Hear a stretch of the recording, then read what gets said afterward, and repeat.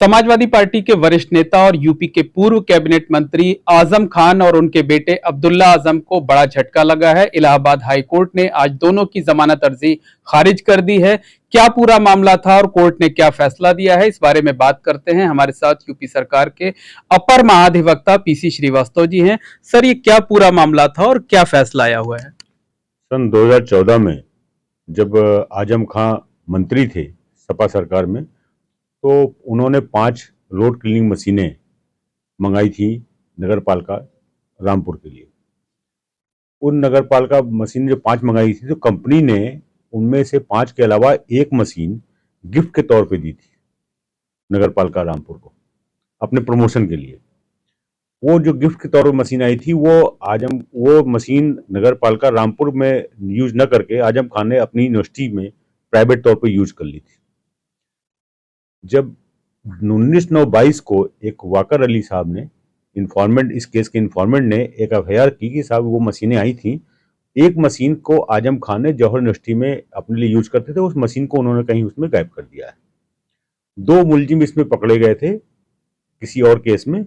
उन्होंने कन्फेस किया कि साहब वो मशीनें जो हैं, हमने आजम खां वगैरह ने के इंस्ट्रक्शन पे काट के उसको जौहर यूनिवर्सिटी कैंपस में हमने दबा दिया है। 19/9 को ही दिन से रिकवरी शुरू हुई और रात में 11 साढ़े 11 बजे तक रिकवरी चली। मशीनों को 8 फीट जमीन में गाड़ कर डिसमेंटल करके वो मशीनें रिकवर की गई।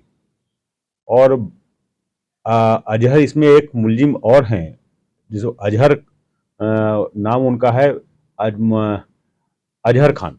वो तत्कालीन उस समय की जब मशीनें आई थी, तो उसमें चेयरमैन थे वो, जब मशीनें उन्होंने यूज करते थे। तो अजहर खान भी मुलजिम बने। ये आया कि आज मशीनें जो हैं वो 5 ही आई थी, 5 के अलावा कोई मशीन नहीं आई थी। जब इंस्पेक्टर ने आईओ जो थे इस केस थे, उन्होंने जब इस रिकवरी मशीन का नंबर लेकर इसको कंपनी से वेरीफाई किया, तो कंपनी ने वेरीफाई करके बताया कि ये मशीन पे कोई ट्रांजेक्शन नहीं हुआ था, इसको हमने gift free of cost Rampur में भेजी थी, जिसको आजम खान ने, ये पाया गया कि आजम खान ने इसको यूज किया। जब सरकार बदली तो उन्होंने उस मशीन को कटवा कर और 8 फीट नीचे जमीन जौहर यूनिवर्सिटी में दबवा दी थी, जिसकी रिकवरी हुई।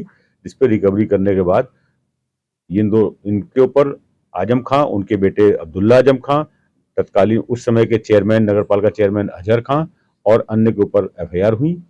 और यहाँ से जमानत अर्जी की सुनवाई 2 तारीख को हुई, जिसमें सुप्रीम कोर्ट के वरिष्ठ अधिवक्ता कपिल सिब्बल साहब भी अपेयर किए थे, और यहाँ से इमरान उल्लाह, और शासन की तरफ से मैं और मेरे साथ जेके उपाध्याय एजीए फर्स्ट, और वादी की तरफ से श्री शरद शर्मा जी अपेयर किए थे।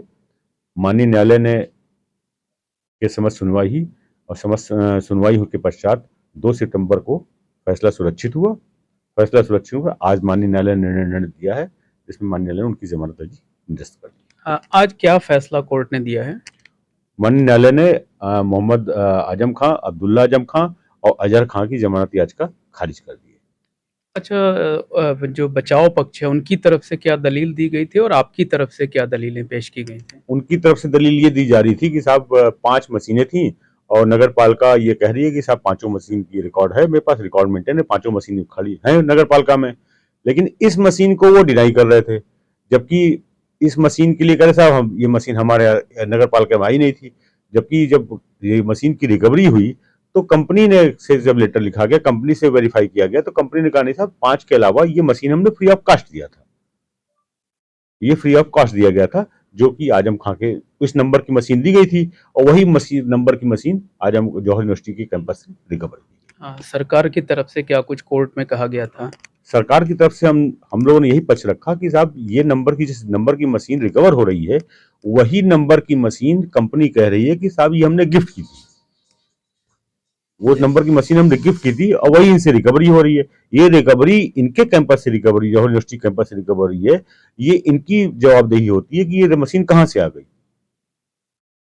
8 फीट नीचे दबी हुई है, डिसमेंटल हालत में है। कंपनी उस समय कह रही है कि इतनी महंगी मशीन हमने गिफ्ट के तौर पे दी है, तो वो मशीन की जवाबदेही, वो आती मशीन आई थी तो वो नगर पालिका के लिए आई थी, लेकिन उसको इन्होंने पर्सनल तौर पर यूज किया। और जब सरकार बदली 17 में, इन्होंने उसको कटवा के दबवा दिया। अच्छा, क्या मशीन के टुकड़े कर दिए गए थे और जी उसको हाँ, दबवा जी दिया गया जी था? हाँ। 8 फीट जमीन मशीन जो रिकवर हुई है, वो ज़मीन से 8 फीट नीचे से रिकवर हुई है। 8 फीट नीचे बहुत होती है, मतलब उसको तोड़ के डिसमेंटल करके टुकड़ों में करके नीचे दबाई गई। अच्छा, इस पूरे मामले में आज़म खान और अब्दुल्ला आज़म का क्या रोल था?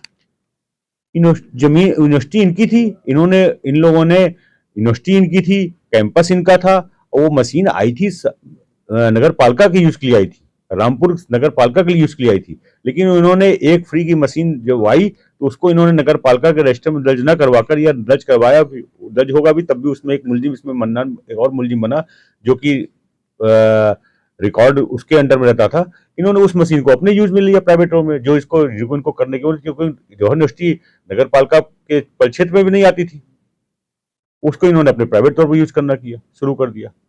तो उस वक़्त क्या पॉलिटिकल प्रेशर की वजह से शिकायतकर्ता जो है वो एफआईआर कराने की हिम्मत नहीं जुटा सका था? नहीं, उस हुआ ये कि एक बार ये इंटरव्यू दे रहे थे, एफआईआर में का भी है कि प्रोसिक्यूशन केस भी उसने ये एफआईआर यही कराई कि एक बार ये इंटरव्यू दे रहे थे जवाहर यूनिवर्सिटी में, और इंटरव्यू में इनके पीछे उस मशीन दिखाई पड़ी।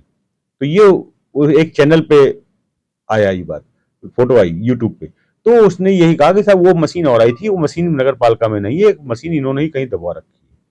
और 2 मुलजिम जब पकड़े गए किसी और केस में, तो उन्होंने कन्फेस किया से रिकवरी हुई इनके कैंपस से। धन्यवाद। तो ये हैं पीसी श्रीवास्तव जी, जो कि अपर महाधिवक्ता हैं। इनका कहना है कि जस्टिस समित गोपाल की सिंगल बेंच ने मोहम्मद आज़म खान, उनके बेटे अब्दुल्ला आज़म और अज़हर खान, जो कि नगर पालिका के तत्काल चेयरमैन हैं, तीनों की ज़मानत अर्ज़ी को खारिज कर दिया है।